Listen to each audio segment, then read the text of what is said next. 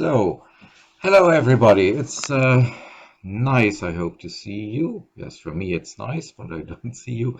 But I hope that for you it's nice to see me, or at least to listen to this lecture. This is now a lecture called Taxation. It's an introduction for students of international business and management affairs. And yeah, it's going to develop over the semester part after part.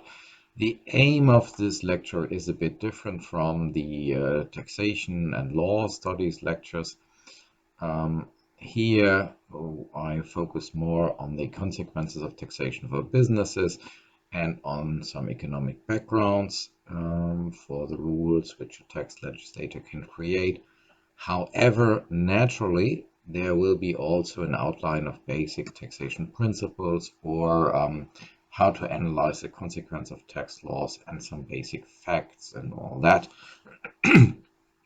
So having a look at this lecture over time probably also gets some additional insights for people who are familiar with the rest of the playlists. So the general introduction to tax law, things like that. So if somebody among you is interested in more information, the explicit hint is here. You may, as a beginner, also watch the following playlists: General Introduction to Tax Law, or also International Taxation is also an introduction designed for, let's say, low-level beginners, where you get some insight in how the international tax system works, so how states work together when it comes to tax matters. Yeah, so let's turn to basics. First, let me give you an overview of what I plan to do with you in this chapter. First, we talk about why taxes are important. The idea is, well, before you waste your time or use your time for a topic, it's always interesting to think about why it might be useful to go into details here. Then I'll just give you a small outline of which skills I want you to have at the end of the lecture. Probably some more than here on the list, but these will be the basic and the most important ones. So I want that in the end you get a feeling when you need advice on taxation that you are able to use that advice to judge its quality and know that you should not deviate from it, or when you can deviate and when you can't. And in the end, naturally, most important for your practical life, that you really understand the difference between what is legal in the area of taxation and tax saving, and what is a criminal behavior which brings you into prison or has grave personal consequences of other kind. Well, naturally, in addition, let me mention where people from business and management usually talk about when they take taxation as a kind of an elective subject or as a special part of their discipline.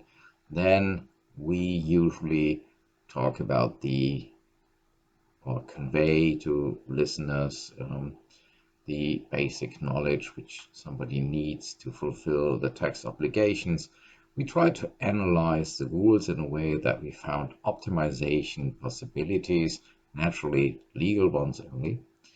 And if you do this, if you are familiar with the rules, if you know how to play with the rules, then you can prognosticate how well or badly the rules will function, and that automatically leads you probably to a certain steps that you draw conclusions and which can lead to recommendations with regard to how should a good law on taxation look like, or how should a rule be modified so that it can properly work without negative economic consequences, or if you can prove a rule cannot work, well, shouldn't it be abolished and another concept be chosen? Last but not least, in the field of business administration and management, there is also room for taxation when it comes to talking about all the necessary knowledge and giving all the necessary advice for people who run a tax firm. This is here written in brackets because this is not the stuff where we will concentrate upon. I can reasonably expect that none of you, if you focus on business administration and management studies, that none of you will really specialize and try to run a tax firm later, because then you would be in the study program taxation and law or something like that. So I just mentioned that this also exists as a fourth part of the discipline tax analysis or tax business sciences, however you call it. It's probably the same. Good. And when it comes to the basics, it's always a good step to talk about the basic terms where we deal with. In our case, that is the term tax. So we would have probably, for the start, to talk then what we regard as a tax, and which other phenomena exist which are a bit similar to taxes but which are not taxes, so that you can have an impression where we are going to talk about and where we are not going to talk about. Okay, so probably now I have already talked a while and probably you have already fallen asleep. If so, enjoy it. If not, then just listen, because now we go to talk about the first aspect. Why the hell are taxes important for you or other people? Naturally, you can look to that on different aspects. You can ask, why is it important for society to have taxes? Okay, that's a rather basic question. Why is it important for economists? Why is it important for businesses? That will be probably what is the most important aspect for you. But let's begin on the general level. Why are taxes important for society?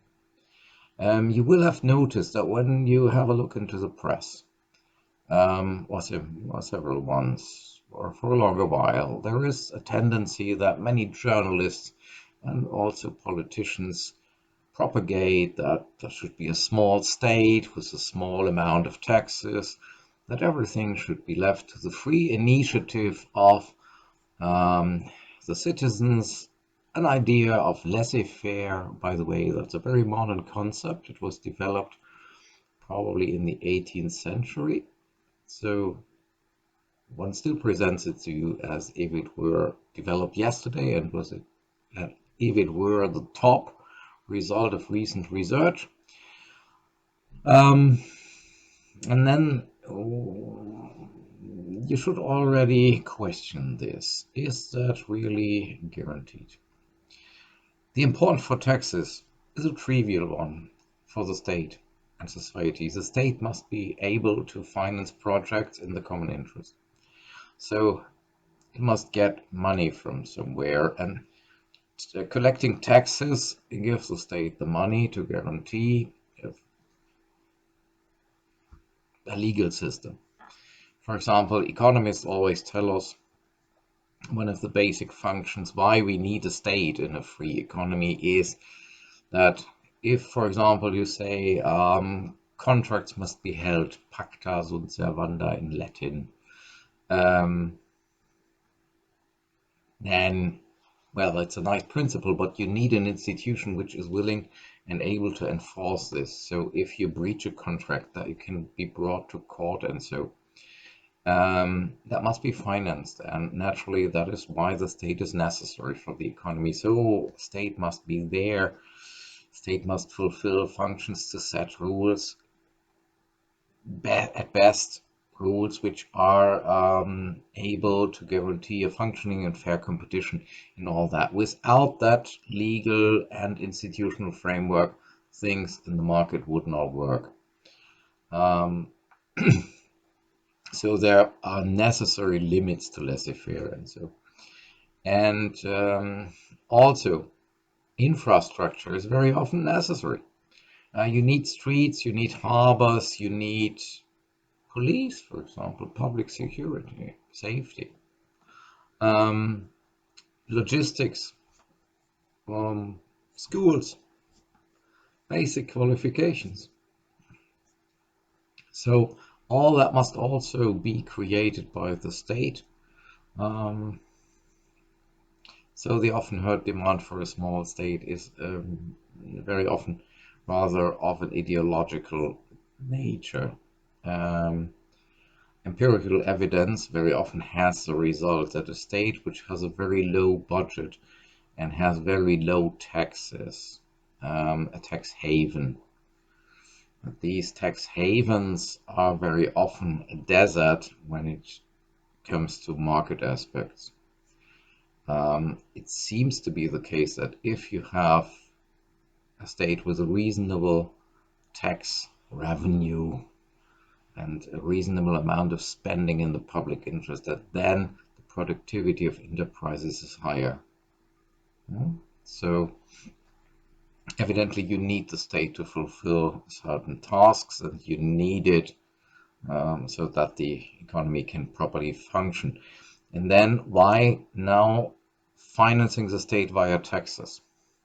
There have been some alternatives discussed in the past, let's say 1,000 years ago. So then when you had monarchs, that is kings, dukes and earls and all that stuff, it was expected generally that if somebody has been elected or so king of Germany, then you had to finance all your necessary expenditure to run that job on your own. So the head of state had to be the owner of some enterprises. There were also some state-owned lands, and the revenue from that had to cover all the state expenditure. That probably did not lead to a very avant-gardistic state system.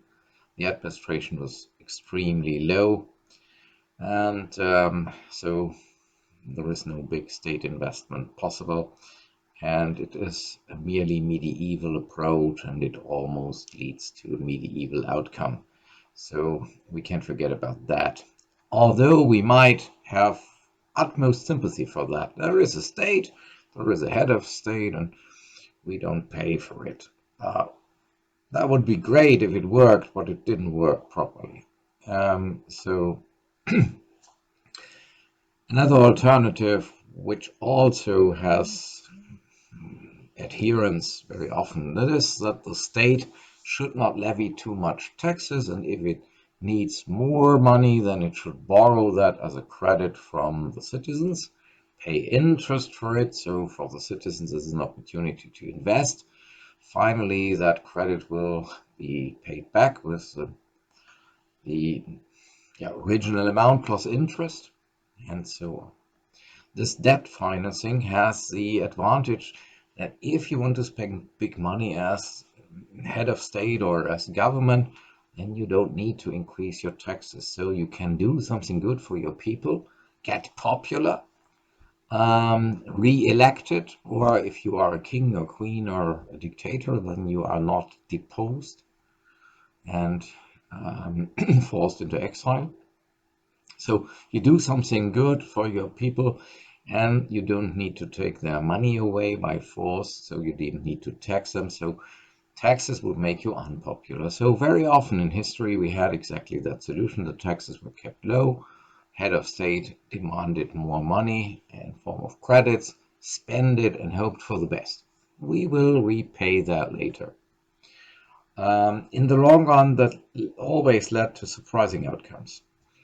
First, the financial situation of the state authorities in the course of time grew worse and worse because more and more sources of money were eaten up, let's call it this way, were eaten up by the need to pay interest.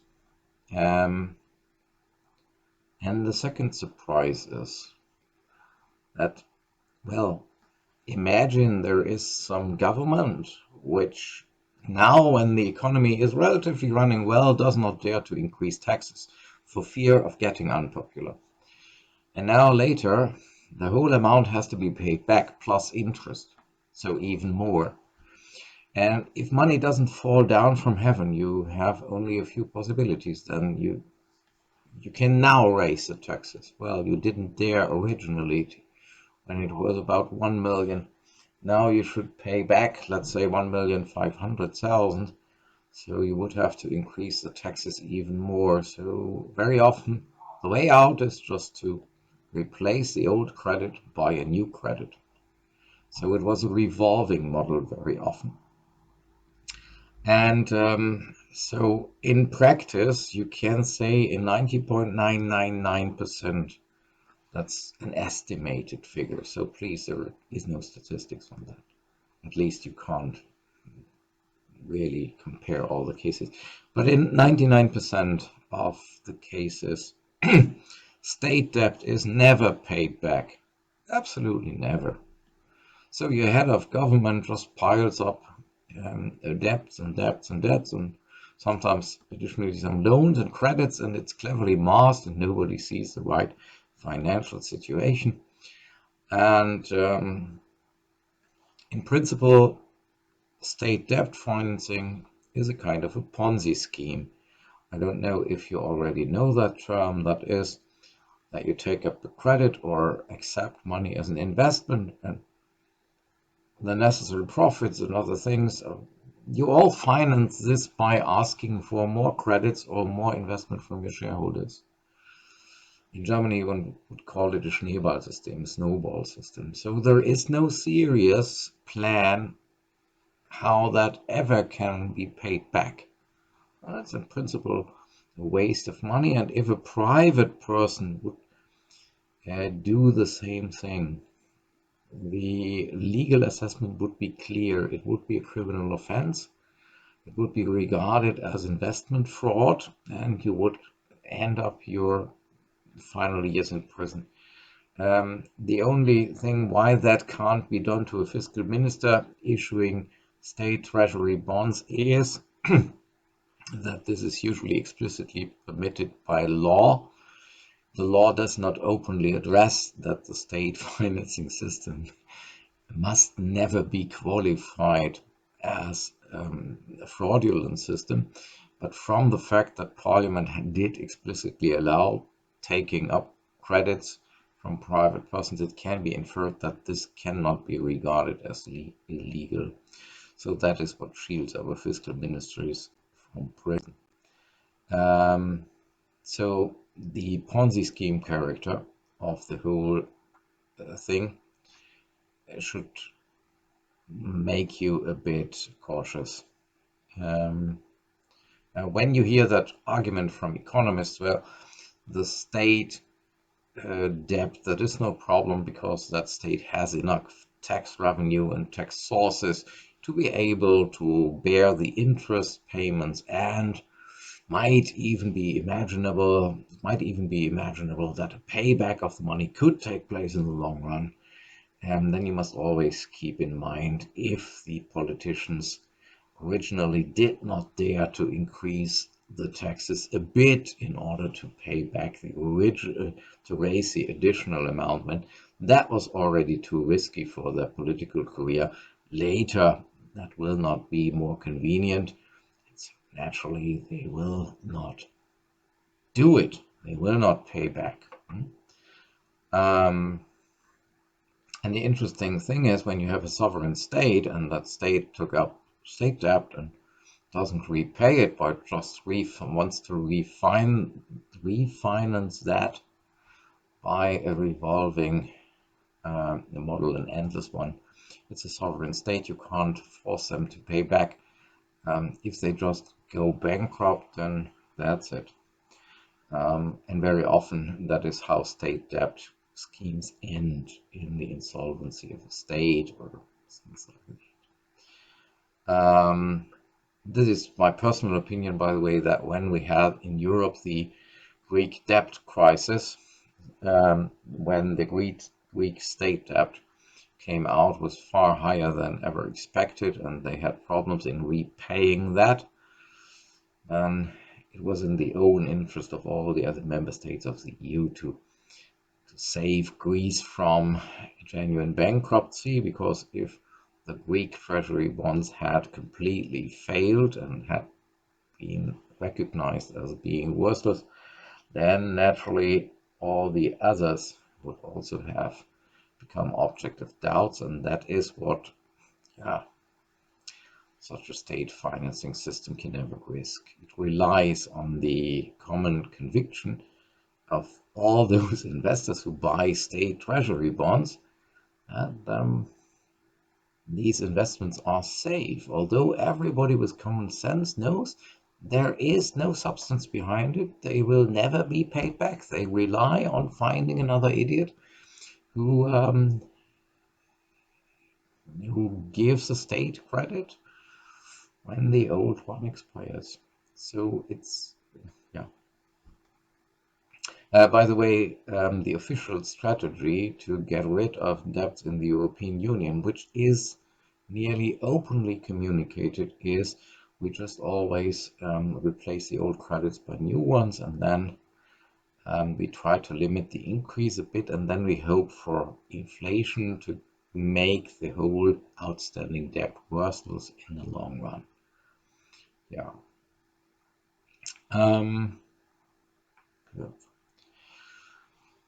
But so we should draw a conclusion. Debt financing is not a good thing. Only in the short run you avoid some difficulties. In the long run, it's the same as confiscating huge amounts of money, this time in an unfair way and in a surprising way, because a state bankruptcy will come by surprise.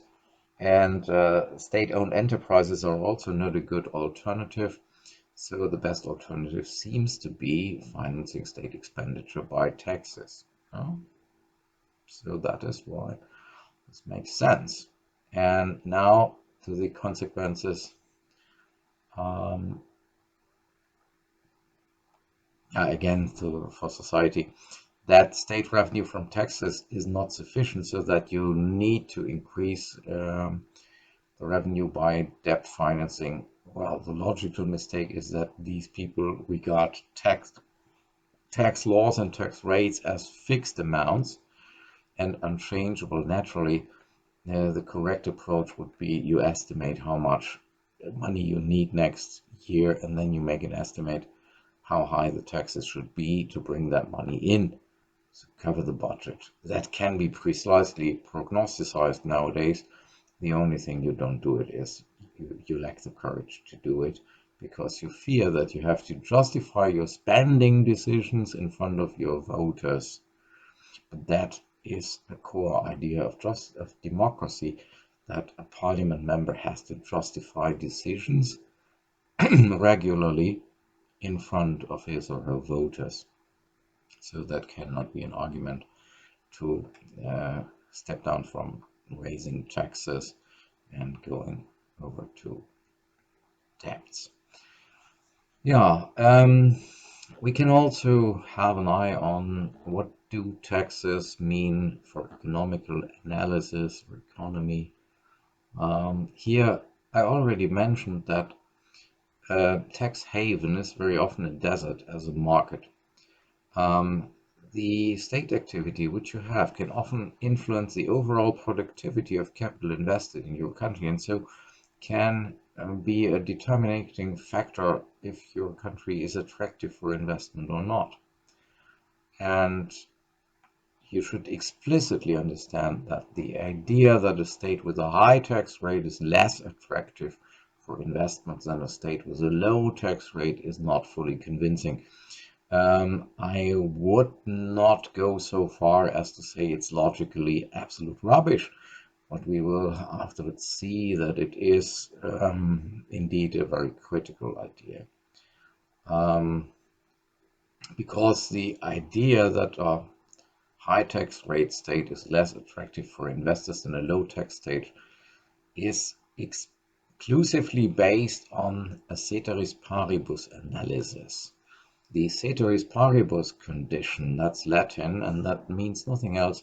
It's the assumption that apart from the factor which you analyze, here taxation, all other circumstances are equal. And this is a relatively difficult assumption when it comes to investment in different countries. We are going to have a look on that immediately now, just by having a look to how would we react to investment, to the question to invest in different countries. So, well, let's have a look on why ceteris paribus analysis for certain investment activities is not always the best of all ideas. We can easily demonstrate this by a so-called thought experiment we do in our imagination as if we had all to invest capital. So please, every one of you, please now imagine that you have an amount of 10 million capital which you can now invest, and you have a choice between three alternative locations, only these three. And you need to decide, you can't split up the money, you have to decide for one investment which you regard as the most attractive one. So let's have state A with a tax rate of 1%, state B with a tax rate of 33% and 1/3, and state C with 50% tax rate. Now, in this situation, most people raise their hands for I invest in state A. State A, so seems to be the winner. That is clear. And after you decided for state A, most people always do, so I just assume you did it or would have done it too. So I congratulate you now to your perfect decision. You opted for building a hotel at the North Pole. Here is the hotel, here's the swimming pool and the guests. Because that was where you get that 1%, and that was that kind of investment where you get it for. And now you will immediately have a certain feeling of, hey, that's not what I wanted for. Um, and the question is why? You opted now for the investment with the best tax rate. And the answer is well. The problem with the hotel at the North Pole is that there is no gross profit. And if there is no gross profit, an old rule says where there is no gross profit, there will also remain no net profit. Or let's imagine you made a small profit because some Navy SEALs wanted to meet with some genuine SEALs, and so they moved to your North Pole hotel and spent their holidays there. Then perhaps you earn some €1,000 profit per year. After 1%, you can keep 999. Congratulations. Now, the alternative would probably be that you open up a hotel in Mallorca, at the beach, where all these young people want to end up, celebrate, disco, alcohol in the disco, and whatever combinations may there be, spending money the whole time, and you would perhaps have a gross profit of 2 million. So we can agree that this would be far more attractive. And this is what these models don't grasp. In many cases, when you change the place where you invest, it's absolutely impossible that the conditions don't change. And now, naturally, what is the sense, or what is the justification for an analysis which does not simplify life, but which assumes conditions which can never happen in real life? Then you will get conclusions which will never fit, or which can only by coincidence fit real life, because you defined real life out of the scope of your analysis. So the realistic assumption is, hey, different places, different circumstances. different gross profits. And so you can't run a ceteris paribus analysis. As long as the gross profit before taxation varies at different locations, it is a simple but wrong idea that you can run a ceteris paribus analysis. And my example with the two hotels, the one at the North Pole, where the Navy SEALs tried to meet the genuine SEALs, perhaps, probably they don't come. Or Mallorca, with a high tax rate, I'm pretty sure they don't take 50%, but for the sake of convenience and to make the example drastic, I chose 50%. And then you see that the idea that a state with a small tax rate is attractive and a state with high taxes is unattractive is entire rubbish. You can again see this under realistic circumstances if 1 million capital shall be invested, because that's the point. You can only decide where you invest capital. You can't opt for a certain profit with that capital. I want to invest my capital 10 million at the North Pole and I want to have 2 million profit gross profit annually. Okay, this alternative does not exist. You can't opt for I want to have the same profit everywhere. So if you have 1 million capital which you can invest and the profit and the tax rate shall be in state A 200,000 with a tax rate of 50%, then you have a net income of 100,000, that's 10% of the invested capital. Or you have 10 state B, the gross profit only 100,000, the tax rate is only a favorable paradise like 25%, then you have 75,000 left over, 7.5% of the invested capital. So you would say if you want to do yourself something good, you would invest in state A, irrespective of the high taxes. Naturally, you would always dream of getting the revenue from state A and paying the tax rate of state B, but this is a dream. You can only opt for the bundle of circumstances which determine your net outcome in state A or in state B. By the way, if you want to destroy the functioning of sovereign independent tax systems, the only thing you need to do is to create a possibility that you can earn the money of state A and pay your taxes in state B. Partially that's possible, that's a problem, causes international problems. But when you have the basic constellation here, then it's clear you would prefer, if you are a rational decider, you would then prefer the state with the higher tax because it has the higher net yield or net rentability. So that explains, I think, that the idea a small state with low taxes is always better and preferable. Like this is logically not compelling, to say it in a mild way. And you can even say sometimes it is probably, if you blindly believe it, it's simple rubbish. So you should be cautious if somebody argues on such a basis. We can explain that by that the state with the higher taxes might have the better infrastructure, the better qualified employees, the more favorable natural circumstances. Mallorca, there you will have a higher gross profit than at the North Pole. And who should ban Mallorca from taking a bit of that, let's say, rent, which is produced by the better natural consequences for itself instead of leaving it to you?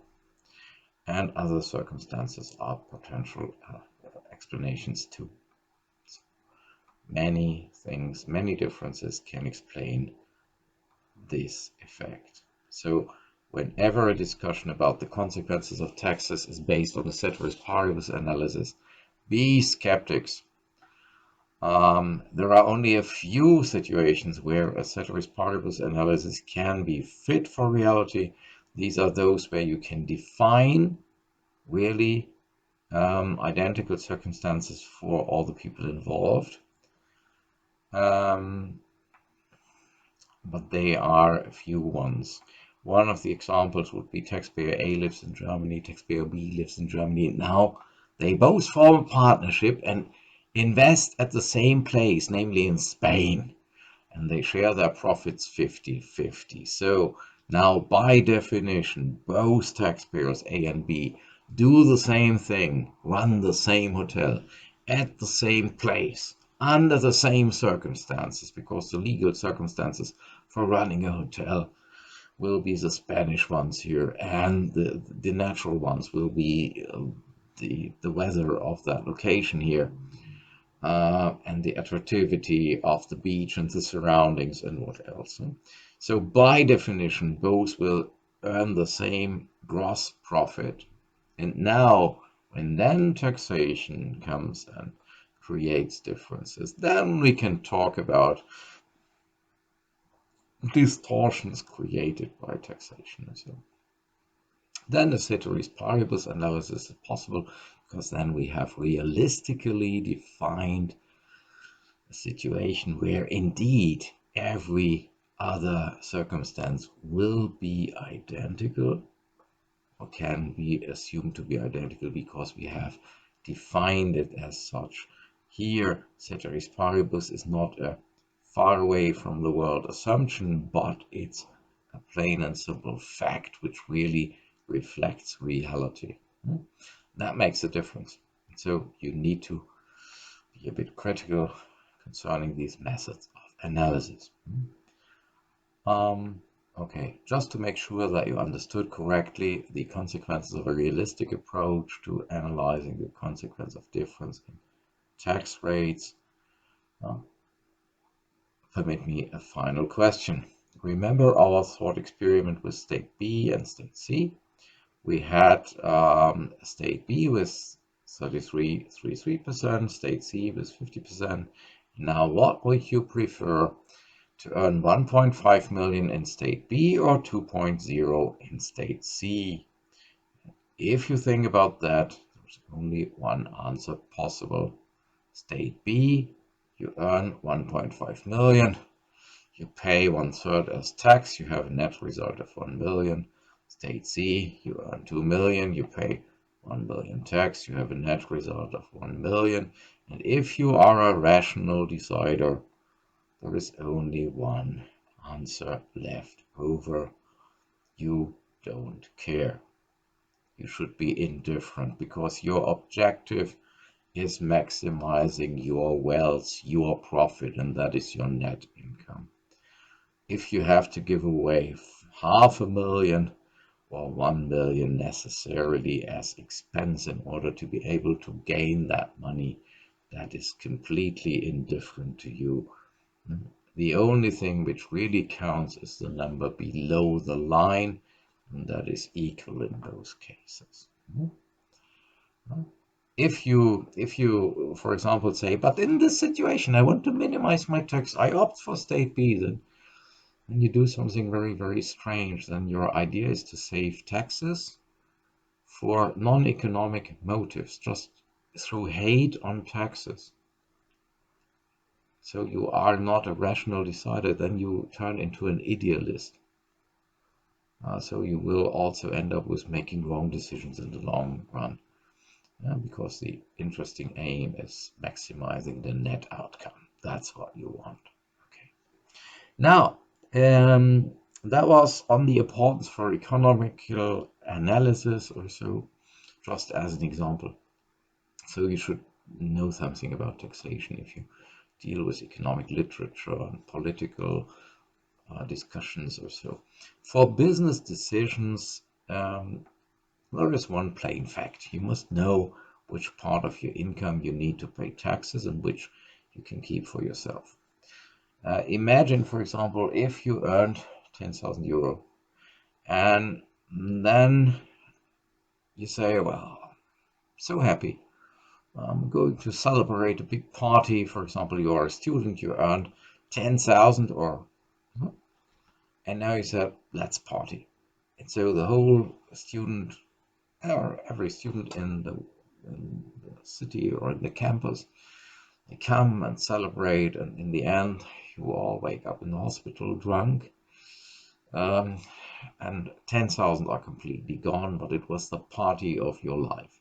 You will even remember that when you were 90, and even the police people and the hospital people who carried you to the hospital after you were so all completely drunken will also remember that party. It will be the definitive party, so it was a good investment of your money under that aspect. The problem is if you then afterwards get the news that 2,000 euro were due for tax, then you have a huge problem because you don't have that 2,000 euro anymore. So you will end up in financial problems, get bankrupt, even might end up in prison, depending on the legal situation of your country and all that. Um, so you definitively need to know how high your taxes are and how the tax rules are before you take decisions what to do with your money. You can't spend parts of your money if you still have to expect you might need it for tax. You can't invest it. Naturally, the more reasonable decision would be to invest the 10,000 euro, but you can't invest the 10,000. If there are taxes to be expected, you must need, okay, how much of this 10,000 remain for me? At least you must be able to have an estimate. Otherwise, you earn 10,000 euro and you sit there year after year and think, okay, 3 years ago I earned 10,000 euro, but I still don't know how much I can spend. So I have to keep it all in the bank account.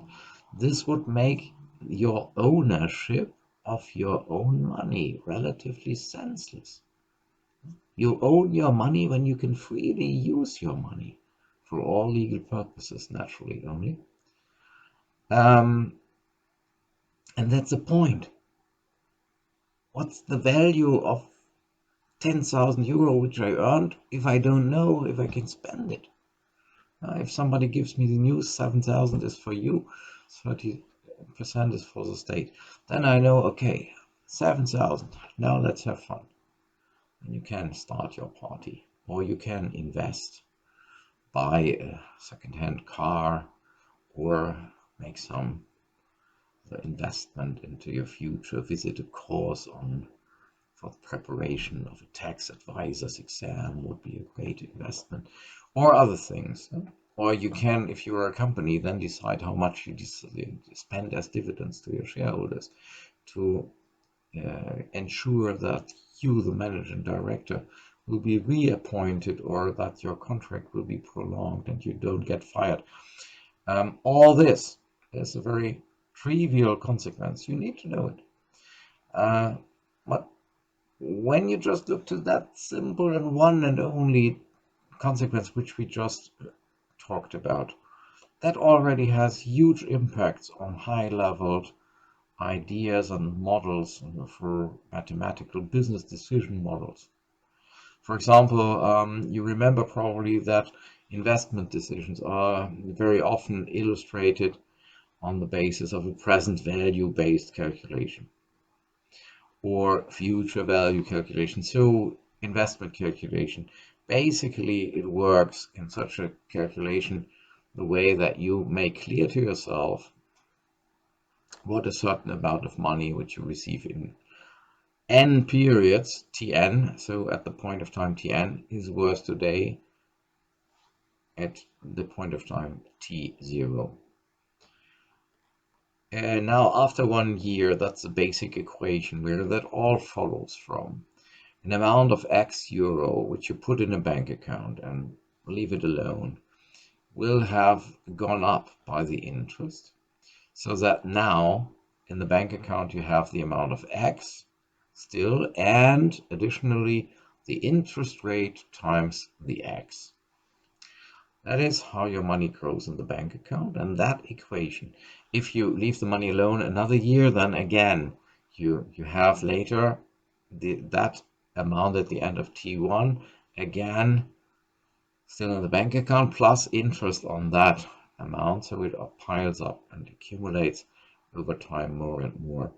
And that then leads in investment calculation models to the fundamental formula which which underlies all these present value models. That is that the payment or the amount of money in Tn after n periods is the original amount of money multiplied with 100% plus the interest to the power of n for n periods of time. And if you then solve this equation so that it gives the PTO, and you know this is the future payment divided by the 100% plus interest rate to the power of n.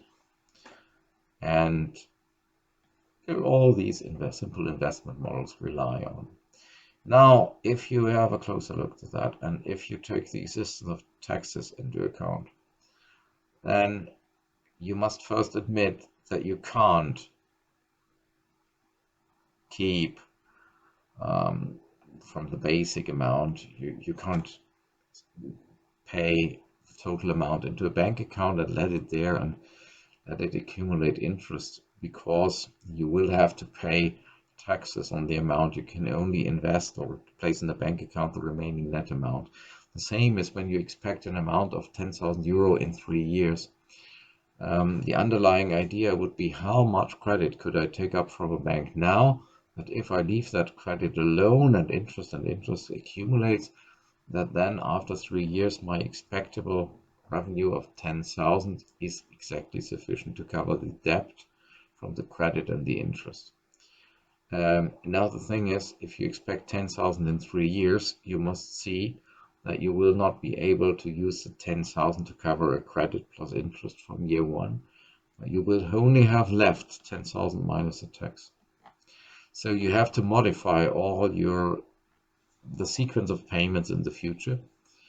That you have to modify all the payments expected for the future by deducting the expectable tax amount.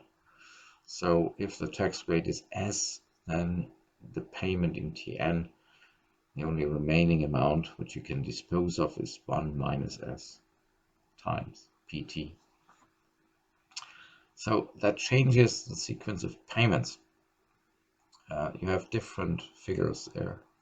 Then when you look to the interest which is given to you by the bank, if the interest is taxable, which is mostly is, then you can't keep all the interest, but only that amount of the interest which remains after tax can be kept in the bank account and generate future other interest. And so an amount of PT0 does not go up to PT0 plus 1 times 1 plus I, the interest, but only to PT0 times 1 plus interest times 1 minus tax rate.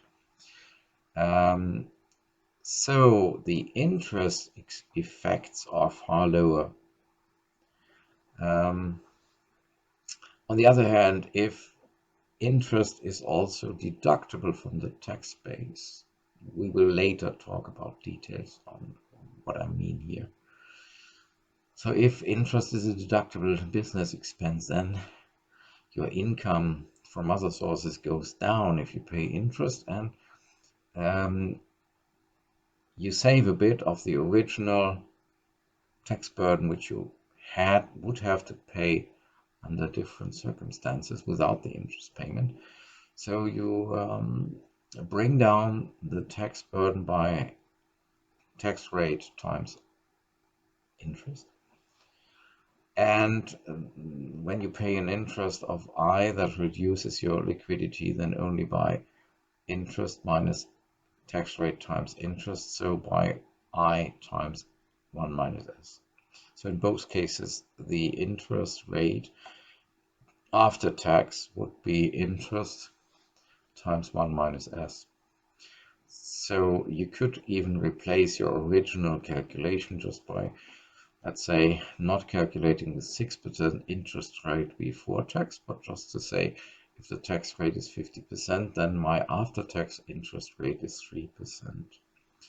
Now you all know probably that when you um, run such an investment calculation model, a present value calculation with a totally different interest rate, 3% instead of 6%, that can lead to completely different outcomes. For example, it can change the relative attractivity of three different investment alternatives. And so this has to be taken into account under all circumstances. So taxation can change very, very basic, or how to deal with very, very basic investment or analysis models, which you usually use to explain how you choose the best decision. So the relative attractivity of different investments might change. So knowledge about taxation is needed to make correct investment decisions. The present value results will be completely different. The basic effects of taxation on investment calculations are very often explained in textbooks still. However, nowadays we live in an international globalized world where many, many different tax rates exist. Different tax rates on interest, freedom of capital. So you might make a profit of 10,000 euro here in Germany and then invest that 10,000 euro in a bank account somewhere else. The question is, will then the tax rate on that interest in the bank account be different or the same as at home? You can then easily end up with highly complicated consequences, where it's very difficult to analyze the basic or general influence of taxation on investment decisions. But if you completely renounce on that, you never have a realistic recommendation, or then you also not have a realistic interpretation of how taxation influences business decisions, especially in an internationalized, globalized surrounding. Yeah, so that should have been sufficient to show to you why knowledge about taxation, some general basics, very trivial basics, and then consequences drawn into the details might be of high importance for people who occupy themselves with business and management decisions and want to learn about these things. And very often this is neglected or not fully seen, or basic mistakes are made. For example, some time ago, more than 10, probably more even than 20 years ago, I came across a dissertation, so a doctoral thesis or something like that, of someone on some business problems in the European market. And the basic tax consequences which were mentioned there and were underlying the solution model had been completely misunderstood. So the whole dissertation thesis was based on partly assumptions which could be proven to be factually wrong. However, evidently it was a doctoral thesis or something like that, so the writer has successfully passed. My assumption is that probably the examiners of that doctoral thesis also did not understand the flaws and the partly relatively grave mistakes in the description and analysis of the tax circumstances. So that shows that sometimes many people neglect too much the importance of taxation on what's going on, even in theoretical analysis. Okay. Okay. Let's now turn to a new subchapter: your desirable skills at the end of such a lecture or a course. So you should be able to see the necessity of professional advice on taxation. That is because tax laws are highly complicated in most countries and are difficult to understand. Lawyers, judges, courts Speak everything else from clear language. Very often it's very old-fashioned technical language, and they always have to take care when they formulate their rules that there might be very strange, exceptional behaviors. So the rule must cover everything, and that leads strongly and quickly to very complicated sentences. Um, Sometimes you read a sentence which seems to be clear to you, but there might be a technical term.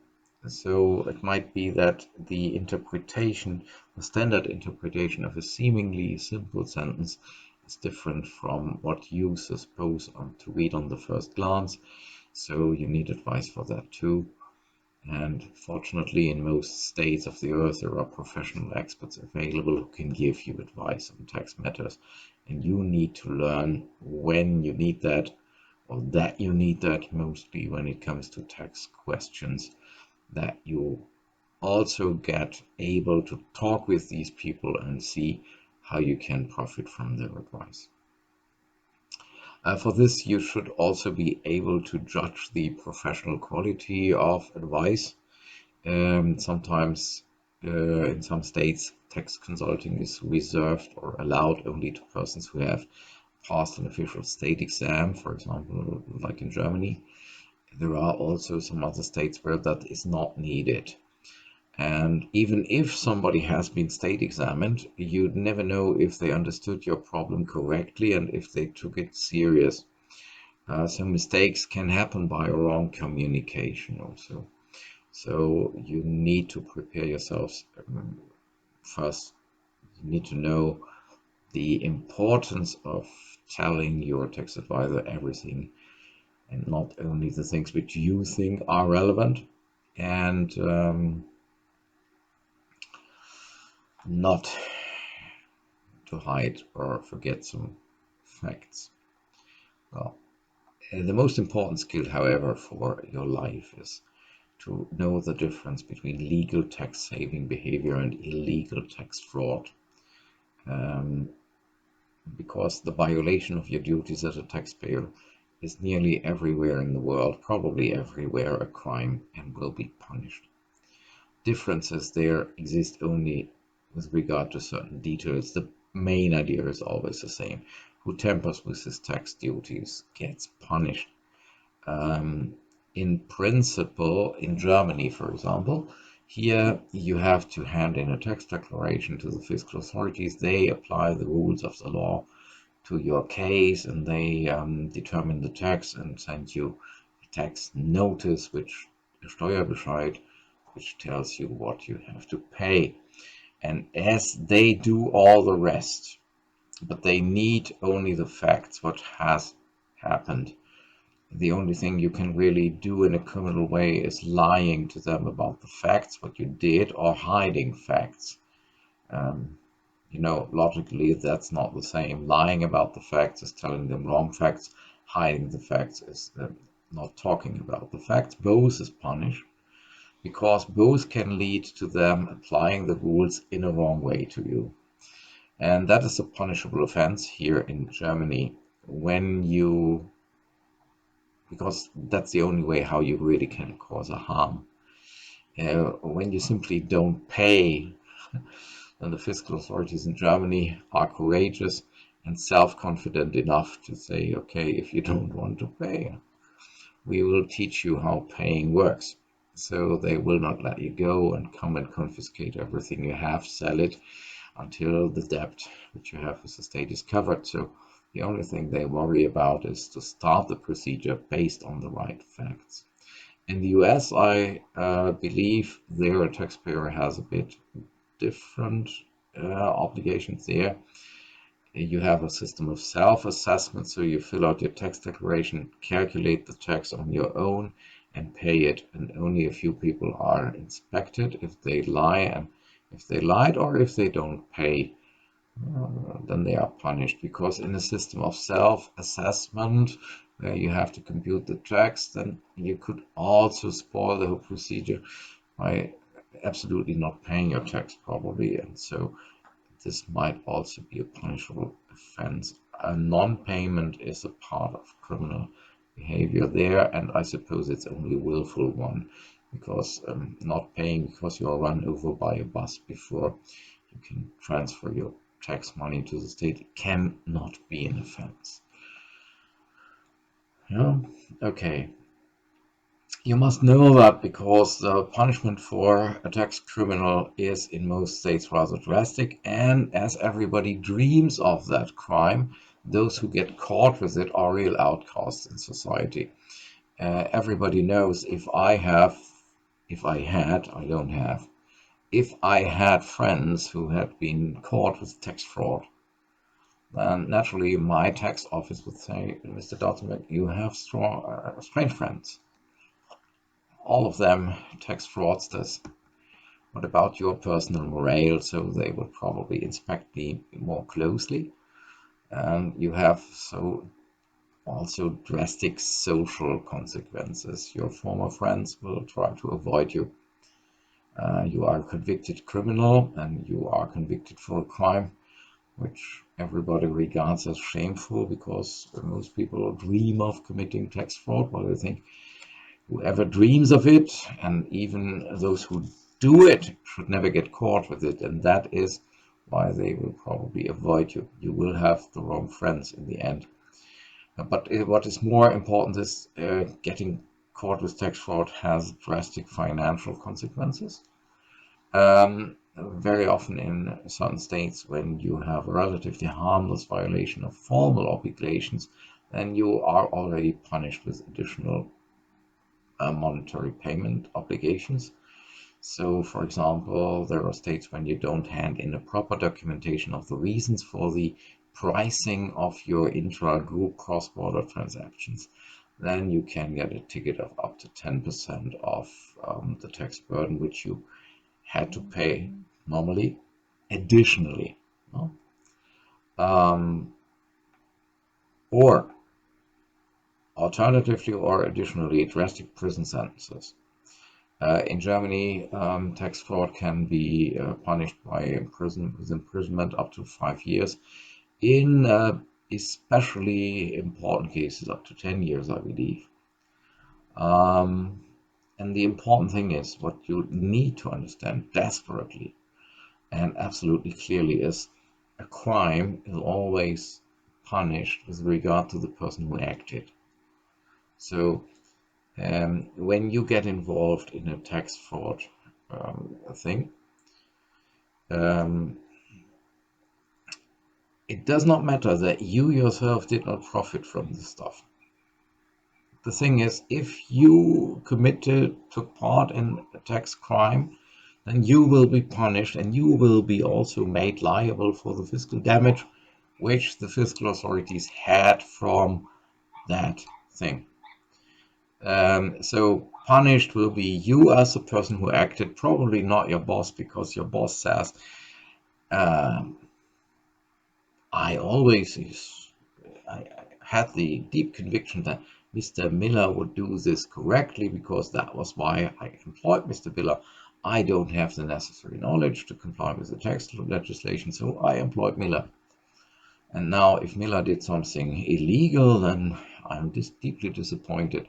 You will not be able to prove that your boss ordered you to do so. And even if you can prove that your boss ordered you to do so, that will not bring you out of prison. That only brings your boss in the prison cell next to you. So it doesn't help you. And that is what you desperately need to know. So basic consequence for everybody who deals with taxation, business and other stuff is always keep the maximum distance from criminal behavior. So never get involved in anything which has to do with hiding facts from the fiscal administration or even lying to them. Because as tax law is complicated, you know that even a lie which you regard as innocent might lead to some kind of tax advantage to somebody, and then that's it. So never hide facts from the fiscal administration and never lie to them. So always truth, the full truth, and nothing but the truth.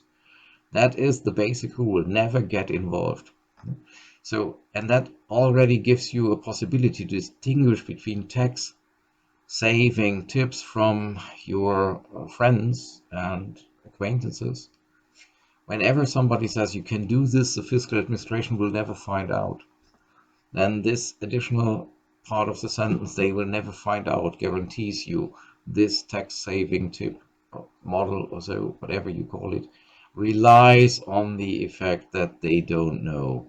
And that they don't know means there somebody has an idea which is based on lying or hiding the facts.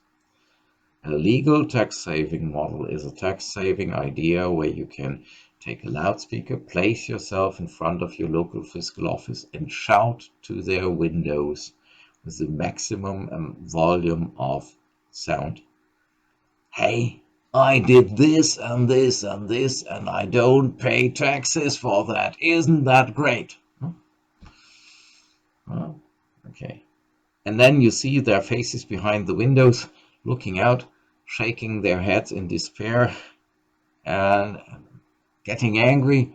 And they all say in a resignated mood, well, we can't do anything, it's legal.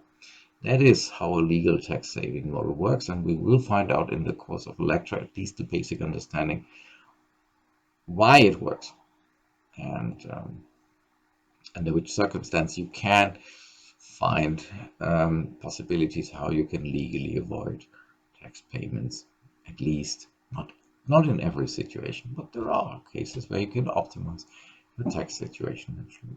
Okay. So these are the necessary skills, and that is what you desperately need to know already here after that first introduction. Whenever somebody says, oh, that is a tax saving idea, and don't worry, they never find out. When they never need to find out, then that is something which should make you worry, because that is an indicator that the idea is illegal.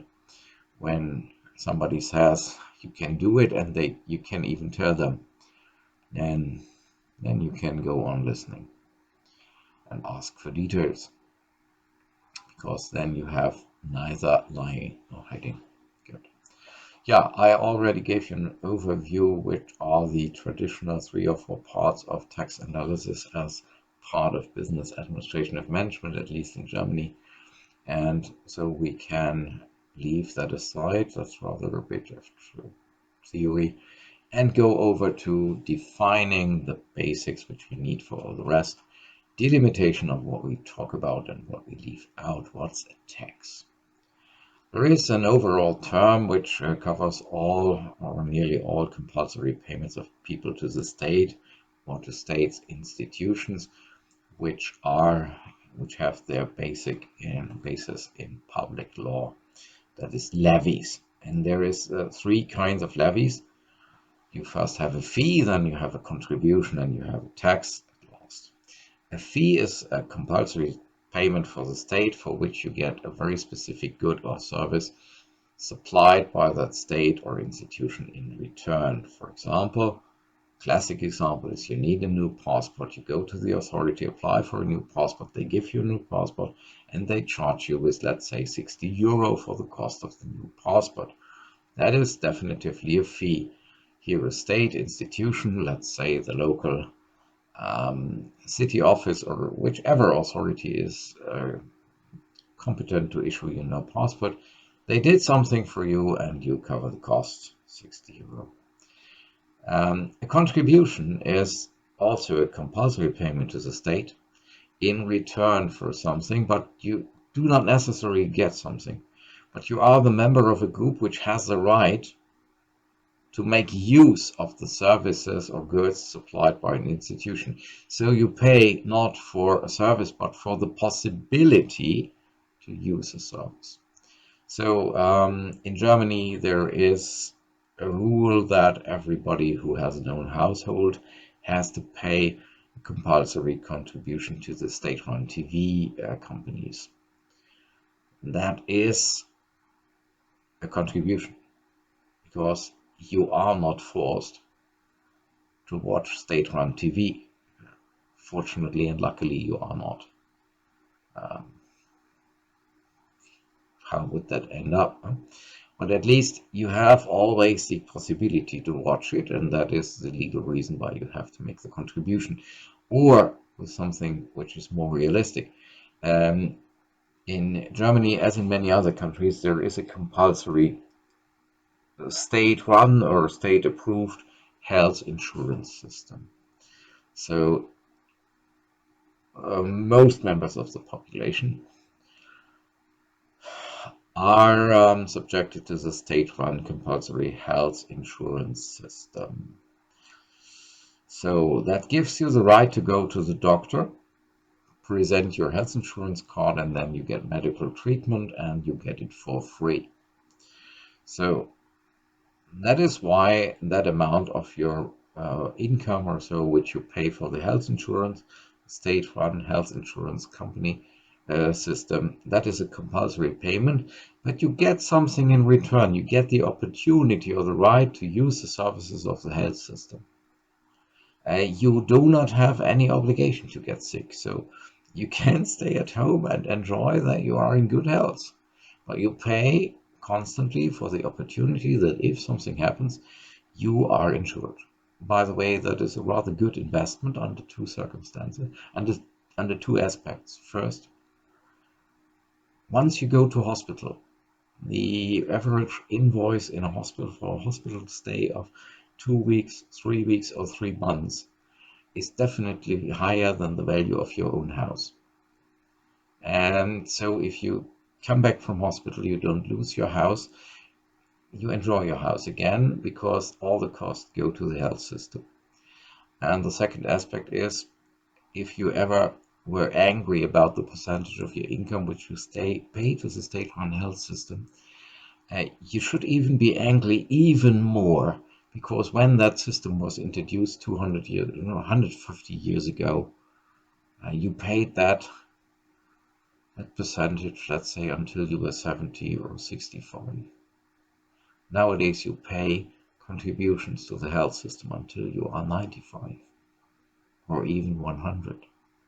Because due to that general healthcare system, the life expectancy of people has gone up so strongly that you even pay these contributions 20 years more. I think that's a good investment thing about it. So it's at least some comfort. It gives you a consolation that you get some opportunity in return for your money. Yeah, and so fee and contribution, there's something which makes you happy still. Now, when it comes to paying a tax, that's a compulsory payment for the state, and the state is not obliged to offer you any specific service in return. This is especially a problem for rich people. Oh, I think state takes away some 10 million from me and I get nothing. The only thing which you get is that you live in a state where streets exist, where streets are paid, where police exist and police are paid.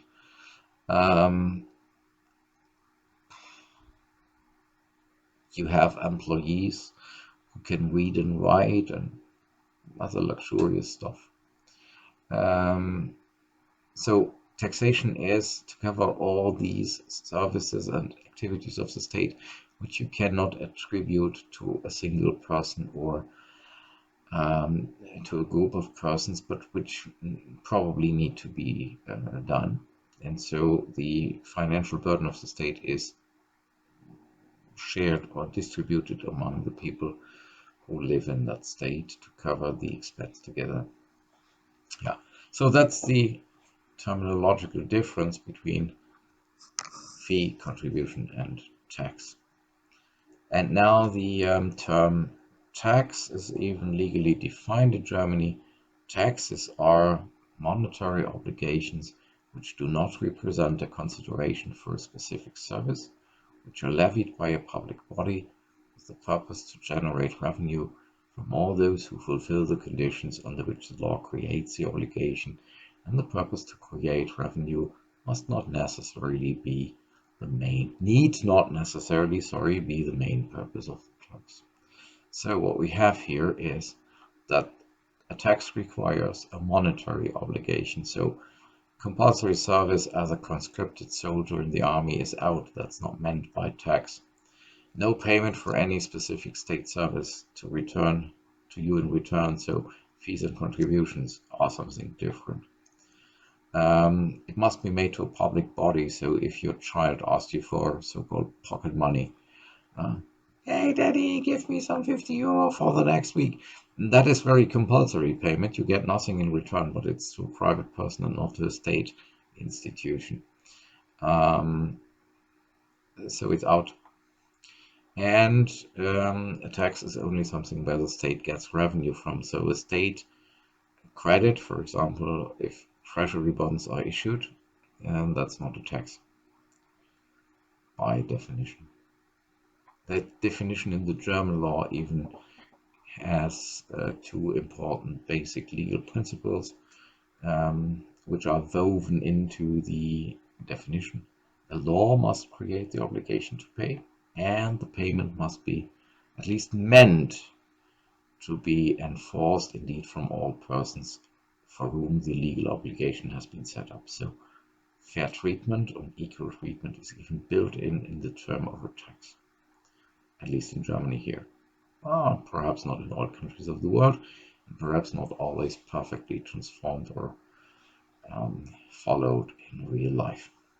German law further clarifies that the aim of a tax to secure revenue for the state need not be to be the only purpose of the tax, and it can even be not the main purpose of the tax. So it is allowed, according to the definition, to introduce a tax on CO2 production with the aim to reduce CO2 production, as long as it brings money for the state. To levy a tobacco tax with the aim to make smoking less attractive because it's more expensive now, or to introduce a tax on alcohol drinks with the same aim to reduce their consumption. Other states, by the way, have partly different definitions. For example, in English textbooks, I very often saw the idea that the national health system contributions are seen as a tax. That can be explained why, because in England the NHS is run by the state, so the medical sector is mostly run by the state, and the money goes to the state, so the English probably see a very small difference to other state activities. So it might be that in other states taxes, the line between taxes and contributions is drawn a bit differently. However, I have never seen a textbook in English which includes the NHS contributions in a major extent. So in practice, the term tax also seems to be limited to what I just described here. Last but not least, there is a kind of general agreement that another levy levied by the state. Customs duties are not regarded as a tax, although they probably could be classified as a kind of that. Customs duties are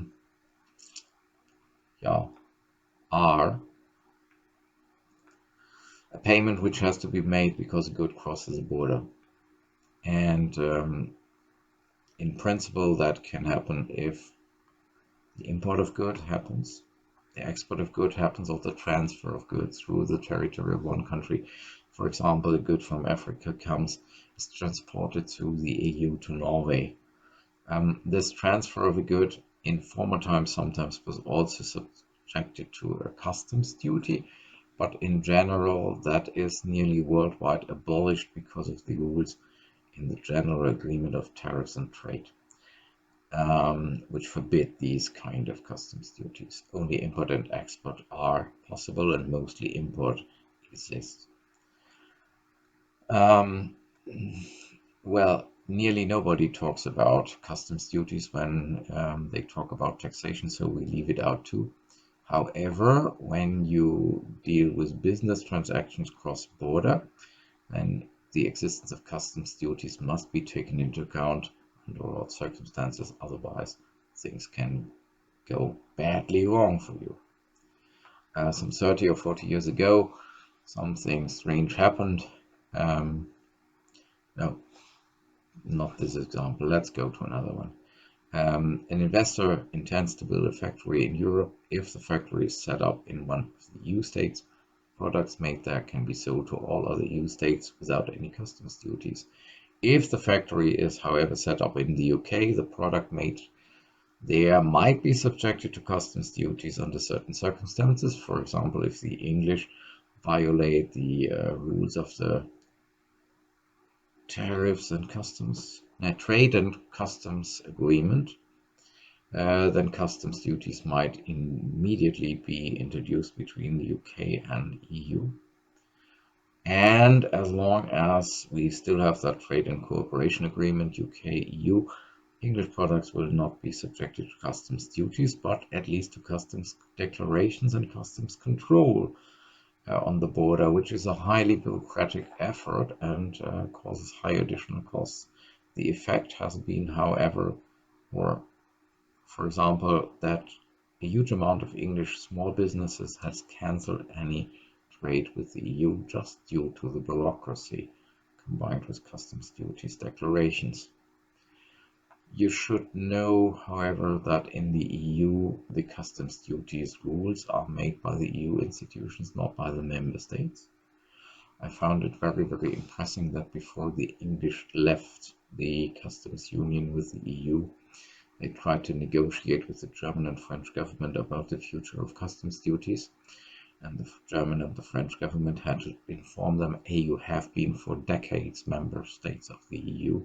You should know that the national government of an EU state has no right to debate or negotiate or design customs duties rules, because that is centralized with the EU, and all the rules there are laid down in the EU customs tariff code. Tax advisors usually don't know these rules. It's a specialized field, so please do not expect from a tax advisor that they can give advice on that.